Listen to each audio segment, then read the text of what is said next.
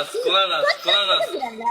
Bu iş səni zəlil qalay tərlan. Tufağın yıxılsın ay tərlan. Vay vay.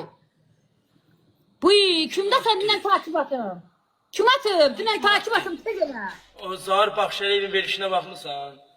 Tez elə gör kim atdı? Qulaq as, Zahir Baxşəliyevin verilişi. Ağsaqqal oğlunuz tapıldı.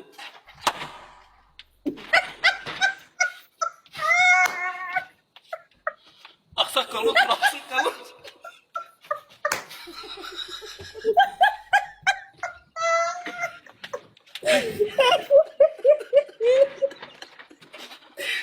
Bunu kim attı?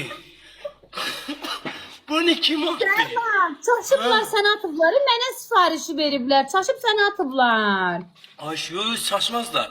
Birinci günü bir. İstəsən sən niyə çaşıb onu atmısan zakazı? Hemen Allah'ın dostunu qaytarmaram. Nə toyan qaytarmazın Tərlan? Quru ben oynamışam burada.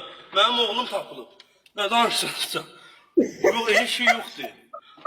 Kim atıp kardeş Allah razı olsun. Ben Allah